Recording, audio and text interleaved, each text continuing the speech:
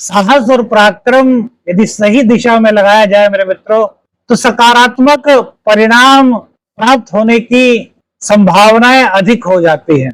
नमस्कार मेरे मिथुन राशि के मित्रों, स्मार्ट ऊर्जा एस्ट्रो चैनल पर आपका स्वागत है। मैं आपका शावर मंत्र साधक प्रवीण। देखिए, थर्ड भाव में आपके सूर्य देव आ रहे हैं मिथुन राशि वालों। तो क्या सूर्य और केतु के योग से आपके हालात बदल जाएंगे?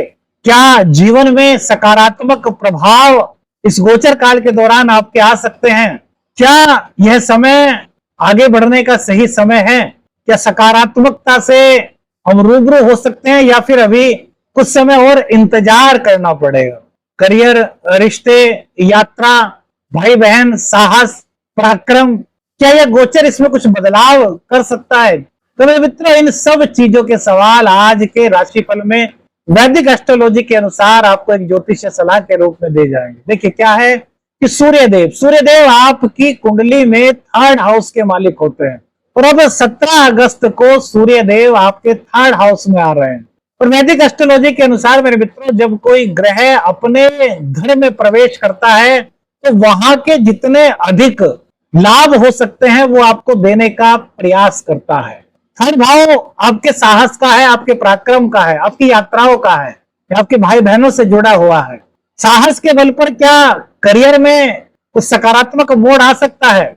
देखिए मिथुन राशि वालों, वैसे तो आप पर ना तो 7.5 है ना ढैया, इस तरह का कोई प्रभाव आपके जीवन पर नहीं चल रहा, लेकिन अभी तक आपके जीवन में वो चीज आपको नहीं मिल पाई, वो मुकाम आपको नहीं मिल पाया जिसकी आपको तलाश है। कमेंट्स करके बताइए क्या यह बात हम सही कह रहे हैं या नहीं। देखिए, अब तक जो सूर्यदेव आपके सेकंड हाउस में थे, इसमें कहीं ना कहीं आपकी वाणी में कुछ कटुता का समावेश किया होगा। कहीं ना कहीं कुटुंबी जनों से कुछ रिश्ते में उतार चढ़ाव सा आपने महसूस किया होगा। धन की स्थिति को भी कुछ ना कुछ प्रभावित सूर्यदेव की वजह से आपके जीवन में आपने फील किया होगा। लेकिन अब सूर्यदेव थर्ड हाउस में आकर के आपके लिए सकारात्मक संकेत तो लाए हैं मेरे मित्रों, लेकिन कुछ चीजों पर आपको विशेष ध्यान देना होगा, समझना होगा क्या चीजें। देखिए, 18 मई को केतु देव आपके थर्ड हाउस में आ गए थे और थर्ड हाउस में 18 मई से अब तक सूर्यदेव आपके चल रहे हैं। तो आपको कैसे रिजल्ट मिलेंगे इसका थोड़ा सा आप गैस कर सकते हैं क्या? पहले तो ये आपको बता दें कि यह गोचरीय संकेत के आधार पर राशिफल है मेरे मित्रों। यदि आप व्यक्तिगत रूप से अपनी कुंडली के बारे में, अपने विषय में जानना चाहते हैं तो किसी विशेषज्ञ से आपको परामर्श कराना चाहिए मेरे मित्रों, क्योंकि यह गोचरीय संकेत है। तो मेरे मित्रों, केतु 18 मई के बाद, केतु जब आपके थर्ड हाउस में आए तो क्या भाई बहनों से आपके संबंध मजबूत हुए? क्या यात्राएं आपके पक्ष में रही? क्या साहस और पराक्रम उसका इस्तेमाल आपने सही दिशा में किया? यदि ये सब चीजें आपके जीवन में सकारात्मक रही मेरे मित्रों, तो इसका मतलब समझ लीजिए केतु देव आपकी कुंडली में अच्छी स्थिति में है और अब सूर्य देव के यहां पर आने से इन चीजों में बढ़ोतरी के संकेत आपको मिल सकते हैं और वहीं भाग्य का साथ और करियर में भी आपके लिए नए सकारात्मक अवसर आने की संभावनाएं बनती हैं। संभावनाएं क्यों कह रहे हैं मेरे मित्रों? क्योंकि यह डिपेंड करेगा आपकी कुंडली की दशाओं के आधार पर। यदि आपकी कुंडली में खष्टेश की, अष्टमेश की, द्वादशेश की, शनि की, राहु की, केतु की दशा नहीं चल रही तो यह गोचर आपके लिए काफी अच्छा हो सकता है। लेकिन यदि दशाएं आपकी अच्छी नहीं चल रही, अब सपोज कीजिए शनि की दशा चल रही है, शनि में केतु का अंतर है और शनि भी कुंडली में नीच का है, तो फिर शुभत्व में कमी हो जाएगी ना, क्योंकि तभी तो कहते हैं दशा, अंतरदशा, पतंतर, इन सब चीजों पर विचार कर लेना चाहिए। लेकिन मेरे मित्रों, यहाँ पर एक चीज और समझिए कि सपोज कीजिए कि केतु देव 18 मई को जब आपकी कुंडली में आए तो इन चीजों में आपने सकारात्मकता महसूस नहीं की, तो क्या अब 17 अगस्त से 16 सितंबर जो सूर्यदेव अपने घर में रहेंगे वो इन चीजों में सकारात्मक प्रभाव लाएंगे? तो मेरे मित्रों, यहां पर आप कह सकते हैं कि सूर्य और केतु के आने से पितृ दोष का निर्माण होगा, सूर्य केतु योग का निर्माण होगा, ग्रहण योग का निर्माण होगा, ग्रहण दोष का निर्माण होगा। तो सूर्य और केतु एक दूसरे के शत्रु कहे गए हैं ज्योतिष शास्त्र में। तो केतु के असर को, यानी कि नेगेटिव असर को जहां सूर्यदेव समाप्त करेंगे, वहीं आपके लिए नए सकारात्मक रास्ते सूर्यदेव खोल सकते हैं, यदि आपकी कुंडली में सूर्य नीच के नहीं है और आपकी कुंडली में सूर्यदेव पीड़ित नहीं है। अब जानते हैं मेरे मित्रों कि आपके जीवन पर क्या क्या प्रभाव, किन क्षेत्रों पर सूर्यदेव के इस गोचर का हो सकता है। हमने आपको सारी जनरल इंफॉर्मेशन दी, जिनका आपकी कुंडली से आप थोड़ा सा मिलान कर सकते हैं मेरे मित्रों। ये सिर्फ आपके गैस के लिए है ना। क्योंकि करियर और प्रोफेशन की बात करें तो यहाँ पर कम्युनिकेशंस स्किल्स और पब्लिक डीलिंग में मजबूती के संकेत सूर्यदेव के कारण आपको मिल रहे हैं। नई जिम्मेदारियां लेने का मौका आपको प्राप्त हो सकता है, खासकर यदि आप मीडिया में हैं, आप मार्केटिंग के फील्ड से हैं, पब्लिक रिलेशंस से आप जुड़े हैं, तो यहां पर आपके लिए नए सकारात्मक अवसर सूर्यदेव की कृपा से प्राप्त हो सकते हैं।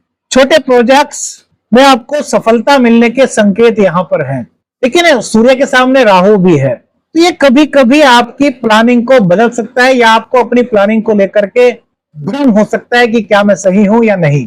तो इसलिए मेरे मित्रों, जल्दी जल्दी फैसले लेने से आपको बचना चाहिए।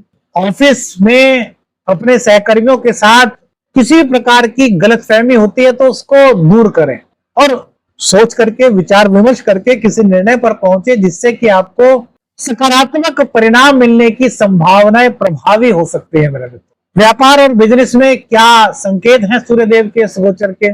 देखिए, सूर्य पद, मान, प्रतिष्ठा के कारक है। कहीं ना कहीं गवर्नमेंट जॉब से भी सूर्यदेव को जोड़ा जाता है। वैसे तो मंगल और शनि की भूमिका भी इसमें होती है। तो पब्लिसिटी और प्रमोशन में यहाँ पर सूर्यदेव के इस गोचर से अच्छे रिजल्ट आते हुए दिखाई देने के संकेत है मेरे मित्रों।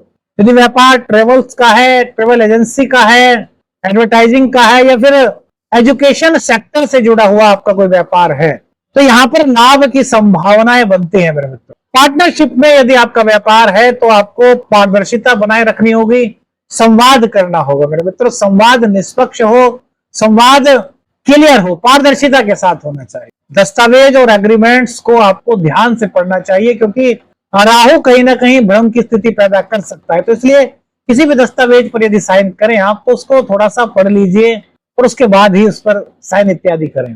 वित्तीय स्थिति की बात करें मेरे मित्रों, तो यात्रा और प्रमोशन से जुड़े हुए कुछ खर्च इस गोचर काल के दौरान आपके बढ़ सकते हैं। किसी स्किल में आपके निवेश, जैसे कि कोई कोर्स है, कोई ट्रेनिंग है, कोई मार्केटिंग है, तो इस तरह की किसी कोर्स वगैरह को आप ज्वाइन कर सकते हैं। देखिए, इस गोचर काल के दौरान मेरे मित्रों एक ज्योतिषीय सलाह आपको देंगे कि बड़े रिस्क वाले निवेशों से आपको बचना चाहिए मेरे मित्रों। इसमें सकारात्मकता के अवसर बहुत कम दिखाई देते हैं। पारिवारिक सामाजिक जीवन कैसा रहने वाला है? भाई बहनों से संवाद के मौके आपके बनेंगे। सहयोग भाई बहनों का आपको प्राप्त यहाँ पर होता हुआ दिखाई देता है मेरे मित्रों सूर्यदेव के इस गोचर से। लेकिन कभी कभी राहु के और केतु के अक्ष पर सूर्यदेव के होने के कारण कुछ मतभेद हो सकते हैं छोटी छोटी बातों को लेकर के। तो यहाँ पर मतभेद से बचे, संवाद के जरिए अपने रिश्तों को मजबूत करने पर आपको ध्यान देना चाहिए। राहु के नेगेटिविटी से आपको बचना चाहिए। उपाय भी आपको बताएंगे, क्या करें क्या ना करें वो भी आपको सलाह देंगे। लेकिन फिलहाल इस चीज का ध्यान रखिए कि हमें छोटी छोटी बातों पर रिश्तों को खराब नहीं होने देना। पिता से कोई आपको बहुत अच्छी सलाह प्राप्त हो सकती है, वरिष्ठ जनों से कोई सलाह प्राप्त हो सकती है, किसी सामाजिक कार्यक्रम में प्रतिभाग करने का आपको मौका मिल सकता है और वहां पर पद मान प्रतिष्ठा आपकी बढ़ सकती है। प्रेम संबंधों में कम्युनिकेशन बेहतर होने की संभावनाएं दिखाई देती है मेरे को। लेकिन अहंकार और जल्दी प्रतिक्रिया ये आपके रिश्ते में कुछ दिक्कत पैदा कर सकता है। तो अहंकार को आपको त्यागना होगा और जल्दी प्रतिक्रिया देने से आपको बचना चाहिए। कोई आपका पार्टनर यदि दूरी पर रहता है तो उससे अचानक आपकी इस गोचर काल के दौरान मुलाकात संभव हो सकती है। शिक्षा व यात्रा, कोई शॉर्ट कोर्स वगैरह आप इस गोचर काल के दौरान कर सकते हैं। वर्कशॉप, कोई ट्रेनिंग आदि यदि आप करना चाहते हैं तो उसके लिए समय अच्छा कहा जा सकता है। छोटी यात्राएं इस गोचर काल के दौरान आपकी हो सकती है, जिससे आपको नई जानकारी और नया अनुभव प्राप्त हो सकता है। स्वास्थ्य की बात करें मेरे मित्रों, तो इस गोचर काल के दौरान आपको अधिक बोलने से थोड़ा सा बचना चाहिए। आंखों या फिर ब्लड प्रेशर संबंधित कुछ दिक्कत आपको है तो आपको डॉक्टरी सलाह में रहना चाहिए मेरे मित्रों। ये संकेत मिलते हैं कुछ बीपी से संबंधित कुछ हल्का फुल्का दिक्कत हो सकती है, तो डॉक्टर की सलाह लें, नजरअंदाज अपने स्वास्थ्य को बिल्कुल मत करें। यात्रा और भागदौड़ का समय यह हो सकता है, तो भोजन और नींद का आपको ध्यान रखना चाहिए, यानी कि आपको अपनी दिनचर्या को व्यवस्थित मेरे मित्रों रखना चाहिए। करियर के लिए समय कुल मिलाकर के अच्छा कहा जा सकता है। भाई बहनों से रिश्ते, परिवार के साथ सौहार्द के लिए समय अच्छा रुख, अच्छा संकेत दे रहा है। यात्रा भी कुल मिलाकर के मेरे मित्रों शुभत्व के संकेत देती है, यदि आप सोच समझ करके करें, यानी कि अचानक से किसी भी यात्रा को मत करें। यात्रा करनी है तो थोड़ा सा उसके पहले तैयारी आप करते हैं, तो यह आपके लिए शुभत्व में वृद्धि कर सकती है। समय प्रबंधन और प्लानिंग को मजबूत करने का यह समय है मेरे मित्रों। नई शुरुआत करने का समय है मेरे मित्रों। सकारात्मकता का समय यह हो सकता है यदि सूर्यदेव आपकी कुंडली में अच्छी स्थिति में है मेरे मित्रों। अपनी स्किल्स को आप अपडेट कर सकते हैं, किसी नए प्रयोग में, किसी नए कोर्स में आप भाग ले सकते हैं। रिश्तों में पारदर्शिता और सकारात्मकता यह आपको यहाँ पर सूर्यदेव के गोचर काल के दौरान प्राप्त हो रही है। अहंकार से बचना चाहिए और गुस्से पर आपको नियंत्रण इस गोचर काल के दौरान रखना बहुत जरूरी है। बिना जांचे परखे कोई भी बड़ा निवेश मत करें, किसी अनुभवी की सलाह लेकर के ही ऐसा कोई कार्य करें, वरना न करें मेरा मित्र। अफवाह, कोई गलत सूचना और अपनी प्रतिक्रिया मत दे, पहले पूरी तरीके से समझ लें कि यार वास्तव में बात क्या है। कभी कभी ऐसा होता है ना कि कहीं से कोई बात पता चली और हमने अपनी प्रतिक्रिया दे दी, अब चाहे वो बात आपके लिए कही गई ना हो, तो ऐसे में पहले स्थिति को समझें।